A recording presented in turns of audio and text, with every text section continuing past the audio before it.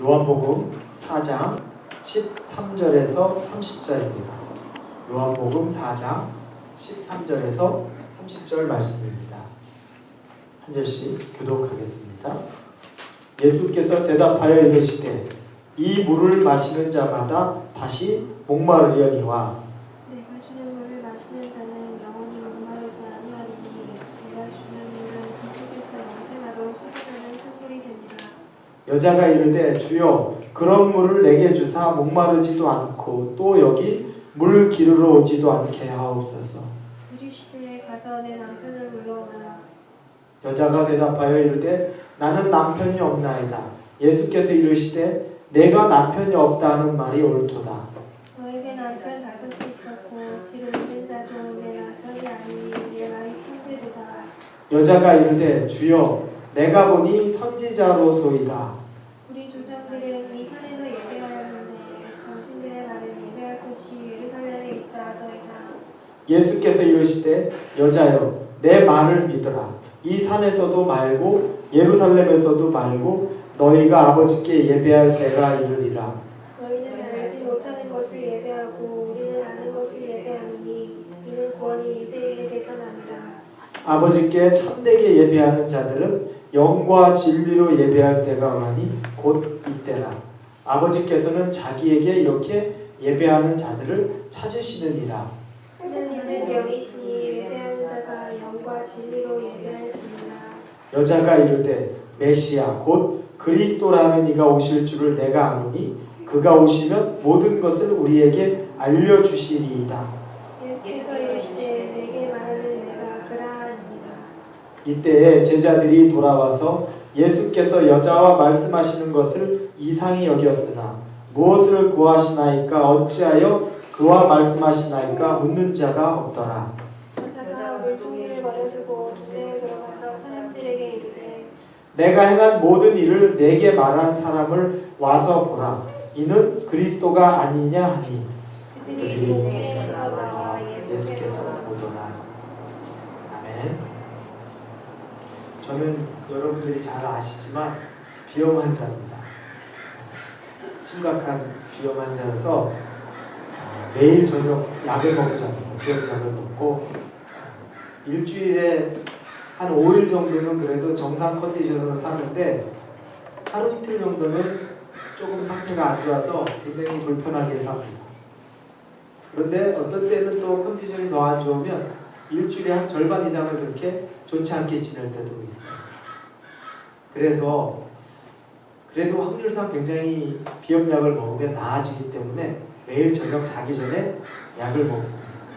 제가 비염약을 먹으면 이 약이 근본적으로 이 비염을 치료해주면 너무 좋겠는데 치료제가 아니에요. 이 증상을 완화시켜주는 24시간 동안 이 비염이 나타나지 않게 하는 역할을 해주는 정도예요. 그래서 이 약은 끝없이 먹어야 되는 거죠.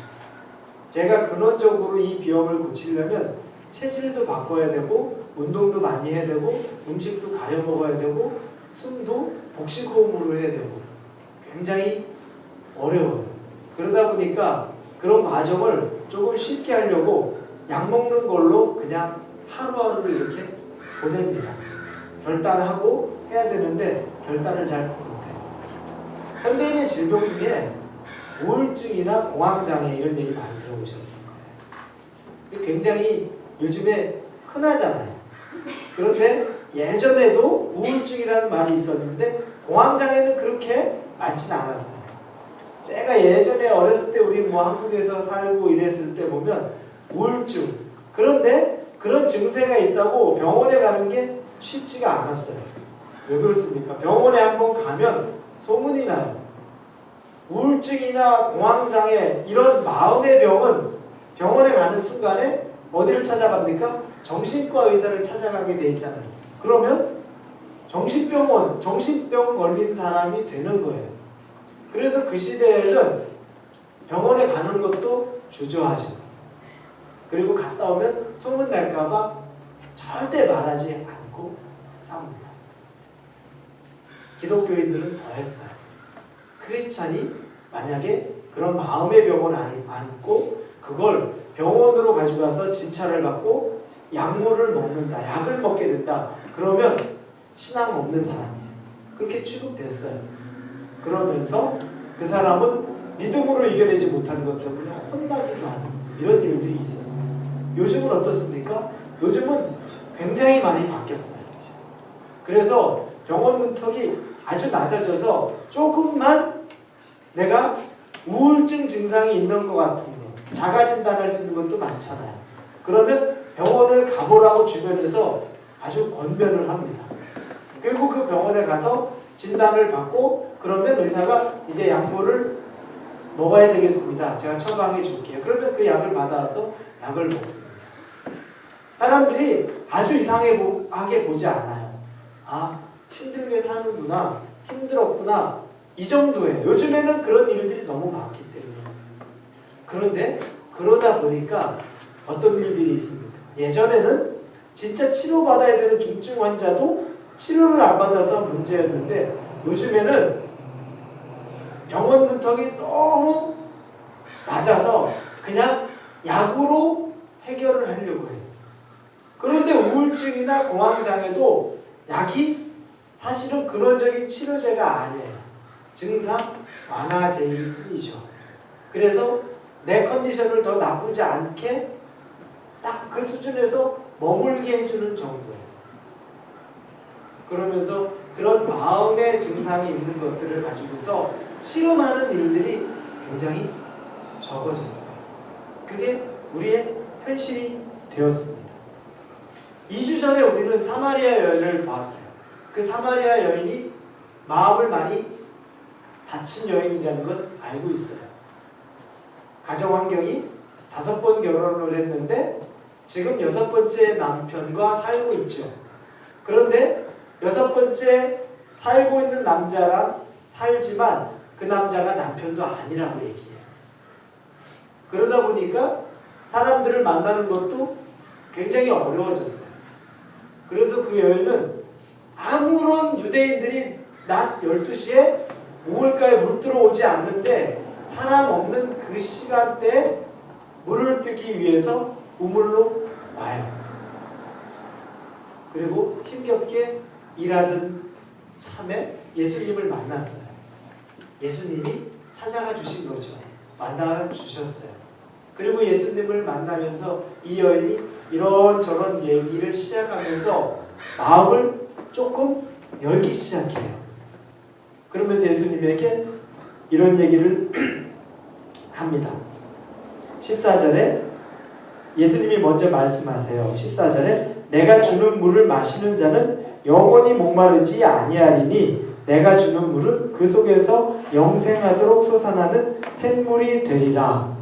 예수님이 계속 얘기하면서 물떠온 여인에게 그 물 말고 내가 주는 물은 샘물인데 아주 차갑고 우리의 갈증을 다 해소해 줄 수 있는 이 물인데 이 물을 마시는 자는 영원히 목마르지도 않을 거야. 영생하도록 솟아나는 샘물이 될 것이다. 이렇게 얘기를 해요. 그러니까 마음문이 열린 이 여인은 예수님에게 15절에 이야기하죠. 주여 그런 물을 내게 주사 목마르지도 않고 또 여기 물 기르러 오지도 않게 하옵소서. 그 얘기를 들으니까 마음이 조금 열리는 거예요. 왜냐하면 자기의 인생도 힘들잖아요. 개인적인 인생도 경험도 너무 상처가 있고 아픈데 물 기르러 오는 그 일도 보통 일은 아닌데 예수님이 딱 얘기해 주는데 그런 물이 만약에 있다면 내가 목마르지도 않고 다시 물 기르러 오지도 않는 그런 물을 나에게 달라고 이제 속마음을 싹 예수님에게 넌지시 표현을 하는 단계까지 왔어요. 제가 지난 주에 이 설교 전편을 얘기하면서 말했었죠. 그때 그런데 예수님이 대화가 바뀌어요. 그러면서 예수님은 그 여인에게 아주 여인이 가장 이야기하고 싶지 않은 부분들을 얘기해요. 내 남편을 데려오라. 갑자기 그 얘기를 해요. 그런데 그 얘기는 뭡니까? 그 여인에게는 가장 취약점이잖아요. 남편 얘기 나오는 건 이 여인이 가장 피하고 싶은 거고 직면하고 싶지 않은 얘기예요. 그러다 보니까 이 여인은 그 얘기를 듣자마자 화제를 확 돌립니다. 20절에 갑자기 뜬금없는 얘기를 해요. 우리 조상들은 이 산에서 예배하였는데 당신들의 말은 예배할 곳이 예루살렘에 있다 하더이다. 갑자기 예배 얘기를 꺼내요. 이건 내용이 맞지가 않죠. 왜냐면 남편을 데려오라고 하는데 이 여인은 갑자기 나는 남편이 이제 예수님이 다 풀어 설명하고 하니까 아 선지자가 소로이다 어떻게 다 압니까 보통이 아니시네요 얘기하면서 예배로 대화를 확 돌려요. 여러분 우리도 이런 경험들이 많아요.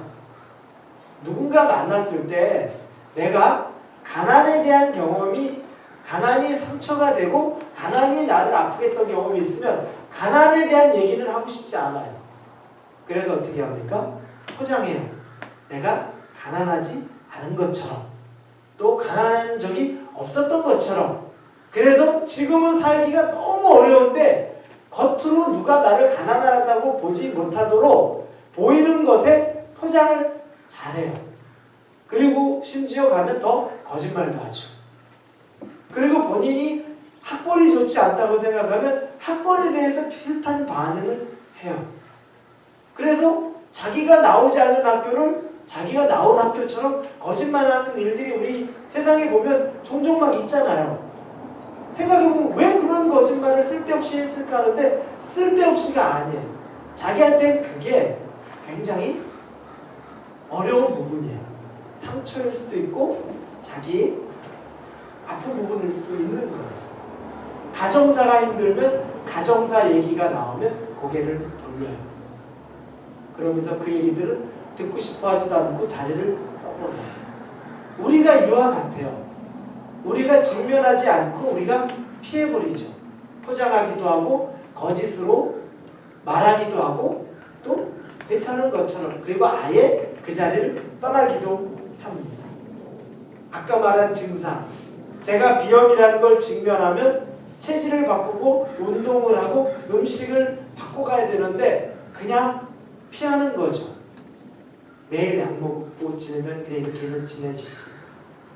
우울증 공황장애가 있어도 그냥 약을 먹음으로써 나를 좀 컨트롤할 수 있으면 되지. 근원적인 부분에 다가서지 않아요.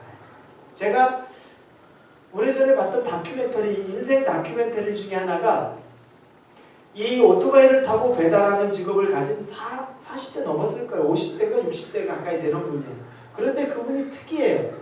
뭐 세상에 이런 일인가? 그런 류의 프로그램이었던 것 같아요. 기억은 정확하게 안 나지만 근데 그분이 한여름인데도 청바지에다가 잠바에다가 장갑을 끼고 살이 보이는 곳이 하나도 없어요. 그리고 가면을 다 써요. 목까지 옷을 다 감싸요. 그리고 그 위에 오토바이 헬멧을 쓰고 다녀요. 그래서 오토바이 헬멧이 여러 종류예요. 이렇게 막 멋있게 이렇게 되어 있는 것도 있고 막 꾸민 게. 그런데 그분이 집에 들어가서 집에서도 카메라가 관찰을 하는데 집에서도 벗지 않아요. 그냥 씻을 동안만 딱 벗어놓고 씻고 난 다음에 다시 옷 입고 그렇게 해요. 밖에서처럼 두껍게 입진 않지만 이유는 뭐냐면 젊었을 때 화상을 입은 거예요. 화상 입은 이후에 자기의 모습을 자기도 보고 싶지 않아서 딱 잘 때 불 끌 때 그때 마스크 벗고 불 끈 다음에 마스크 벗고 그리고 자고 마스크 쓰고 불 켜고 그러니 남에게 보여주고 싶겠어요? 자기도 그걸 보고 싶지 않고 남에게도 보여주고 싶지 않은 거죠. 그렇게 해서 삶을 꽁꽁 둘러싸서 살고 있습니다. 이 여인이 그런 모습이었어요. 예수님과 대화를 하는데 자기 아픈 모습이 딱 건드려지자 그때 대화의 주제를 싹 바꿔요. 그런데 예수님이 그 대화를 따라서 계속 이 여인과 이야기를 시작해요. 예배? 아 그래. 이것도 아니고 저것도 아니고 진짜 예배 드릴 날이 오는데 그때는 신령과 진정으로 장소가 중요한 게 아니라 예배 자체를 하나님에게 마음을 다해서 그분을 드리는 게 참 예배야. 그리신산에서 드리는 것이 아니야. 예배의 장소가 아니라 예배의 본질에 대해서 이 여인과 계속 얘기를 쭉 해요. 그러면서 24절에 보니까 하나님은 영이시니 예배하는 자가 영과 진리로 예배할지니 여자가 이르되 메시아 곧 그리스도라는 이가 오실 줄을 내가 아노니 그가 오시면 모든 것을 우리에게 알려주시리이다. 이제 메시아까지 진전이 되는 거예요. 그러면서 우리에게 이제 알려주실 것입니다. 그가 오시면, 여자는 어떤 상태죠? 메시아가 오실 거라는 건 알아요. 메시아의 존재를 부정하지 않죠. 그래서 그 메시아가 오면 우리를 회복시켜 줄 거예요. 거기까지는 아는데 중요한 건 뭡니까? 지금 자기에게 메시아가 임한 건 아니에요. 그래서 그분이 오실 거는 알고 그분이 어떤 분인 건 알지만 지금 내 상황에 있어서는 아무런 영향력을 끼쳐주지 못하고 있는 거죠. 그분이 오시면, 다시 오실 때 나중에 되는 거예요. 그런데 여러분, 우리가 신앙생활을 하면서 저나 여러분이 예수님 믿고 있으면서 예수님을 진짜 믿고 있는데 예수님 믿고 있는 그 유익을 느끼지 못할 때가, 그게 가장 가슴 아픈 거예요. 제가 목사로서 우리 성도, 우리 크리스찬들을 이렇게 제가 대할 때 가장 가슴 아픈 게 그거예요. 늘 예배는 빠짐없이 오셨는데, 말씀도 듣는데, 기도도 하는데, 그런데 삶에서는 힘이 없어요. 우리가 해야 될 건 다 했는데 염려는 또 다 짊어지고 걱정은 다 짊어지고 하나도 예수의 능력과 힘이 이 내 몸 안에, 내 생각 안에 영향을 끼치지 못하고 있다는 것들이 너무너무 그게 가슴 아파요. 그리고 숙제가 뭐냐면 계속 그걸 어떻게 내가 알고 있는, 머리에 있는 걸 가슴으로 어떻게 전달할 수 있을까? 어떻게 전달해 줄 수 있을까? 그게 가장 큰 고민이에요. 이 여인도 마찬가지죠. 메시아를 부인하고 있지 않지만 메시아가 언젠가는 오시지만 언젠가 오실 분하고 나하고는 별로 지금 상관없는 삶을 사는 거예요. 그러던 차에 예수님이 26절에서 예수께서 이르시되 내게 말하는 내가 그라 하시니라. 이제 자기의 모습을 딱 드러내셨죠. 내가 메시아다. 내가 바로 그다. 이렇게 해서 예수님이 자기를 드러내셨어요. 사마리아 여인이 이제 예수님을 눈앞에서 보게 된 거예요. 그 전에 계속된 대화를 통해서 이 뭔가 갈증을 통해서 그러면서 메시아까지 쭉 오다가 그분이 네가 말하고 있는 그가 바로 나다. 내가 메시아다. 이렇게 말합니다. 이제 이 여인이, 이 사마리아 여인이 예수님을 만났어요. 그래서 29절에 보니까 내가 행한 모든 일을 내게 말한 사람을 와서 보라. 이는 그리스도가 아니냐니 이 고백을 하면서 자기 마을로 뛰쳐들어가는 역사가 있었죠. 이제 진짜 예수님 메시아를 만난 거예요. 그럼 이 여인에게는 무엇이 있습니까? 구원이 임했죠. 구원자를 만났어요. 구원이 임했단 말이에요. 저와 여러분에게 적용하면 여러분이 예전에 구원받은 기억들이 있죠. 구원받은 경험이 있죠. 구원받았어요. 구원받았고 그때 예수 없이는 살 수 없다는 수없이 많은 눈물의 고백도 아마 있었을 거예요. 그런데 지금은 어떻습니까? 지금 구원받은 자가 어떻게 우리가 지내고 있죠? 염려와 근심으로 가득 차 있는 건 혹시 아닙니까? 제가 정말 오늘 이 설교를 통해서 여러분에게 도전하고 싶은 부분은 구원받은 자가 얻는 하나님의 복이에요. 그게 무언지를 보고 싶은 거예요. 이 여인에게 이제 구원이 임했단 말이에요. 구원이 임했을 때 이 여인에게 그 다음에 삶이 어떻게 바뀌었는지를 보기를 원하는 겁니다. 그 여인은 영생의 선물을 이제 받았고, 그리고 이 여인은 29절에서 본 것처럼 사람들에게 뛰쳐갑니다. 그런데 그 전에 28절에 여자가 물동이를 버려두고 동네로 들어가서 사람들에게 이르되 이렇게 나와요.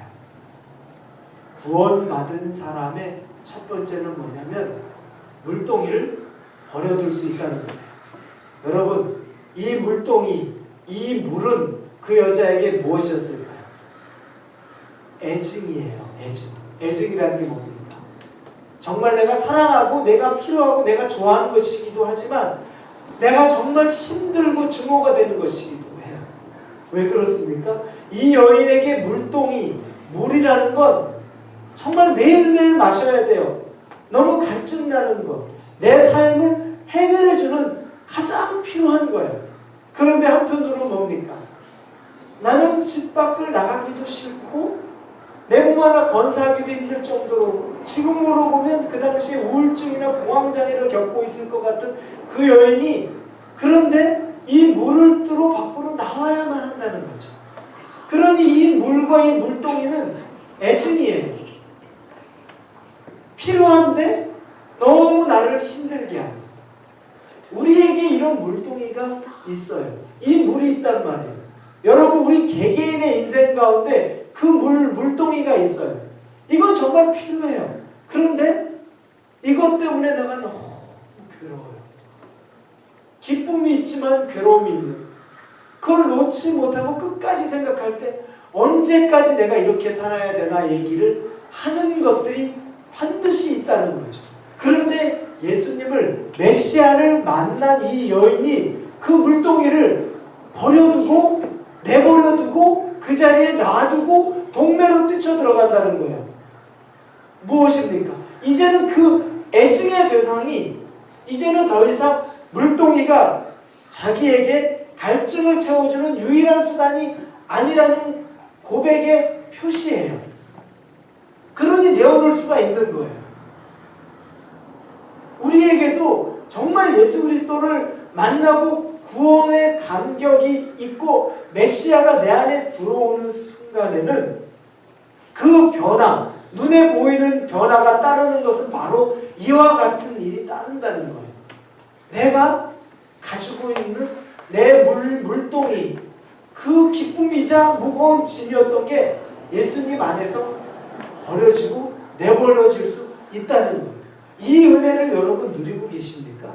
이건 구원받은 자, 예수님 만난 자가 반드시 누려야 되는 복이에요.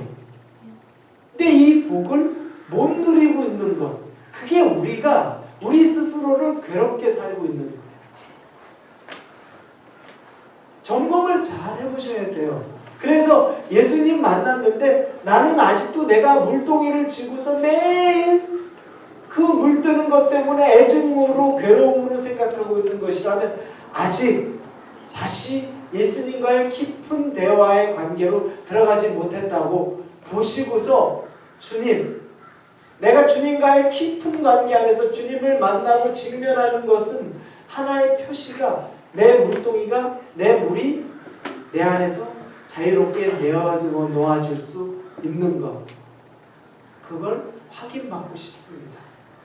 이렇게 여러분이 기도하시고 그 마음의 소원을 품으셔야 돼요. 이 여인은 바로 그 일이 일어났죠. 그리고 두 번째는 뭐냐면, 이 여인은 왜 낮 12시에 우물가에 물을 들어왔습니까? 사람 피해서죠. 사람 만나는 걸 극도로 싫어해요. 이 여인은 사람이면 도망가고 그 사람들과의 관계를 갖고 싶지 않아요. 그러나 28절에 보니까 여자가 물동이를 버려두고 동네로 들어가서 사람들에게 이르되, 자기가 사람을 찾아가요. 놀라운 치유가 이 여인에게 임한 거예요. 이 여인의 가장 취약점이 다른 사람을 만나는 거예요. 왜냐? 만나는 순간 다른 사람들이 바라보는, 자기를 바라보는 이상한 눈빛들도 싫고, 그리고 내가 변호해야 되는 것도 싫고, 사람들하고 언쟁해야 되는 것도 싫고, 누구를 보는 것도 싫고, 내가 주제가 되는 것도 싫고, 다 싫은데 이제 이 여인이 예수를 딱 만나고 나니까 자유로움 가운데서 이 여인이 오히려 치유되니까 사람을 찾아가요. 여러분 놀랍지 않아요? 그가 사람을 찾아가서 거기서 오히려 사람들을 모아요. 소리칩니다. 완전한 치유의 모습을 보게 되는 거예요. 예수님을 만난 사람은 내가 아팠던 것들, 내가 힘들었던 것들, 내가 상처받은 것들에서 완전히 나올 수가 있어요. 제가 비염약을 먹는 거, 우울증 공황장애 약을 먹는 건 우리를 어느 순간 통증을 완화시켜주고 지금 우리를 진정시키는 일 정도는 해줄 수 있지만 근원적으로 병을 치유해주는 건 못한다고 말했죠. 그런데 우리의 근원의 마음의 문제, 우리의 모든 문제의 근원을 해결해 주실 수 있는 유일한 분은 바로 예수님이시라는 거예요. 그래서 예수님 안에 들어와서 그분이 우리를 만지실 때 우리는 이 내면에 있는 깊은 것이 완전한 치유가 일어나게 되는 겁니다. 약을 끊으라는 게 아니에요. 상황을 외면하는 것이 아니라 예수 안에서 그분 안에서 그분을 진짜로 깊이 만나면 반드시 상황들은 좋아지겠죠. 우리가 노력해야 될 부분들은 노력하고 직면해야 될 부분들은 직면하면서 이 여인이 바로 그 결과를 보게 된 거예요. 할 수 없는 일이 변화가 생겼죠. 사람을 찾아가서 그 사람을 만난 겁니다. 완전한 치유이고 완전한 회복이 이 여인에게 임했어요. 예수님을 만나고 메시아를 만나고 여러분에게 있어서는 어떻습니까? 여러분 예수님 만났는데 예수님 경험했는데 지금 이 완전한 치유와 완전한 회복을 누리고 살고 있습니까? 그러기에는 너무 부족하다. 나는 예수님 아는데 메시아 아는데 내 삶을 완전히 치유하고 내 삶을 완전히 회복하는 데까지는 못 갔다. 나는 아직 물동이를 내려놓는 자신이 없고 불안하고 또 내가 사람이 나에게 오는 것도 걱정인데 내가 사람에게 다가갈 수 있을까? 내 모든 것이 다 들춰진다고 해도 내가 아무렇지도 않게 내 스스로가 먼저 그 얘기를 할 수 있을까? 가난에 대한 나의 상처가 있는데 내가 나는 가난해요. 가난하게 자랐어요. 정말 우리 집은 아무것도 없어요. 지금도 여전히 그래요. 저는 좋은 학교 못 나왔어요. 심지어 저는 초등학교도 잘 마치지 못했어요. 저희 가정은 굉장히 힘들었어요. 저희 부모님은 이혼하셨고 그리고 저도 그렇고 그리고 저는 자라면서 학대받았어요. 그런데 저는 지금 그렇게 그 과거가 있지만 저는 그거 가지고 이제는 더 이상 숨기거나 부끄러워하거나 말 못할 건 없어요. 누구를 보든지 다 이야기할 수 있고 자연스럽게 말할 수 있는 거죠. 그건 억지로 되지 않아요. 예수님을 내 안에 깊이 만나서 그분이 내 마음을 만져주시고 내 안에 영생하도록 솟아나는 샘물을 부어주시는 게 내 마음에 느껴질 때 이 고백이 되어지는 거죠. 그러면 삶의 완전한 회복이 이루어지는 겁니다. 사랑하는 우리 홀리 외부 교회 여러분, 예수님만이 우리를 구원해 주시는 분입니다. 그 구원은 우리에게 영원히 목마르지 않는 샘물로서 우리에게 영생을 주십니다. 그리고 그분은 더불어 우리의 삶 속에 있던 우리를 묶고 있는 상처를 회복시켜 주시는 분이십니다. 오직 예수 안에 머물러 있을 때 완전한 치유와 회복이 임합니다. 내가 또 상처받을까봐 사람을 피할 필요도 과거를 포장할 필요도, 앞으로를 두려워할 이유도 없이 우리를 완전히 치유하고 회복시키십니다. 그 예수님에게로 나아가서 마음으로 그분을 만나기를 원합니다. 우리 이 시간에 기도할 때 주님, 나에게도 사마리아 여인에게 만났던 예수님이 동일하게 만나지기를 원합니다. 그래서 내가 짊어지고 있는 이 애증인 나의 물동이, 이 무거운 물을 이제는 내가 내버려 두고 내려놔도 자유하게 해 주옵소서. 그리고 내가 뛰어서 마을로 뛰어들어가서 사람들을 만나면서 자유롭게 내가 먼저 말을 할 수 있는 그런 여유, 그런 회복이 임하기를 원합니다. 나에게 치유와 회복의 역사가 있게 하여 주옵소서. 우리 다같이 주여 세 번을 부르짖고 간절히 기도합니다. 주여, 주여, 주여. 하나님 아버지, 하나님 은혜를 구합니다.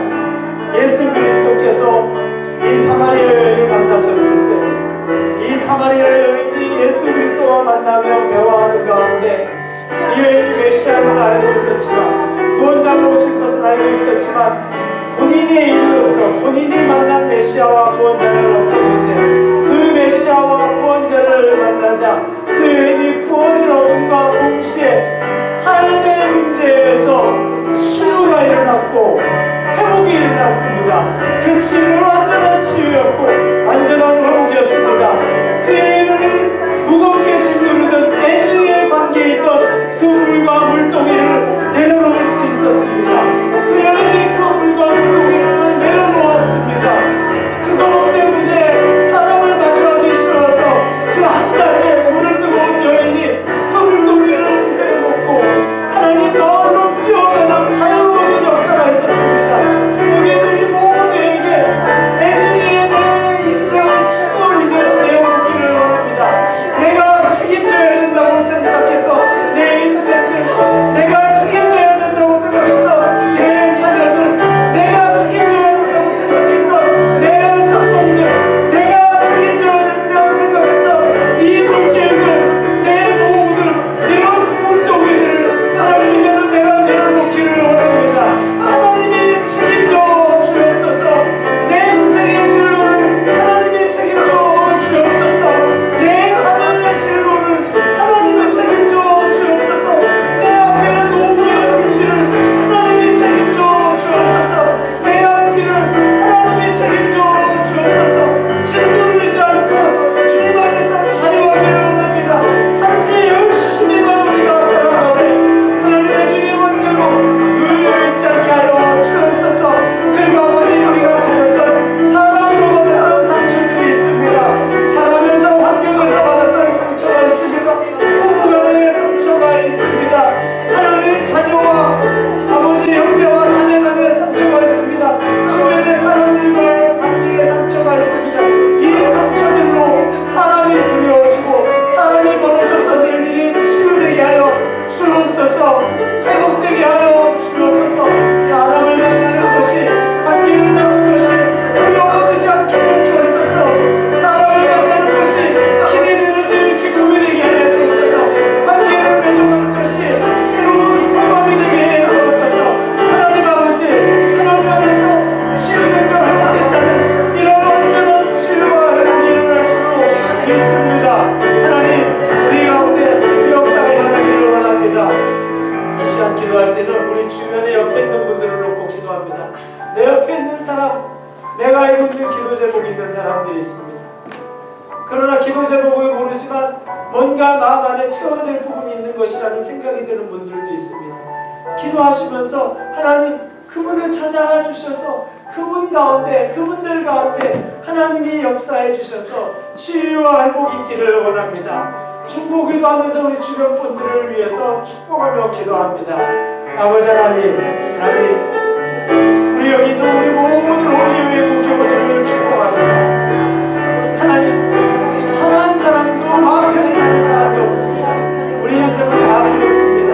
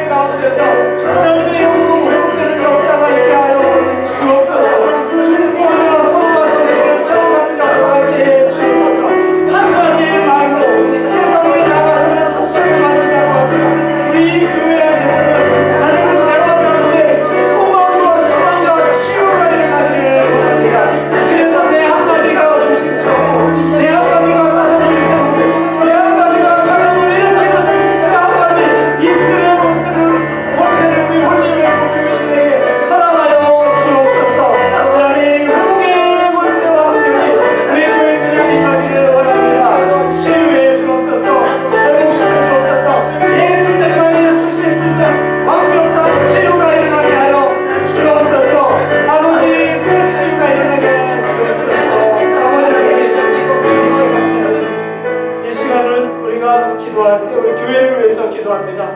우리 홀리웨이브 교회가 하나님이 세우신 교회, 이 샌디에고에 있는 아직 예수 알지 못하는 그 영혼들을 품을 수 있는 교회, 그리고 아픈 상처가 있지만 회복을 원하는 자들이 성령 예수 그리스도를 만나는 교회, 이 지역을 섬기고 세우며 더 나아가 선교의 사명을 기쁨으로 감당하는 교회, 그런 거룩한 물결이 이 샌디에고에서부터 흘러나가는 교회가 되게 해달라고 우리 홀리웨이브 교회를 놓고 기도합니다.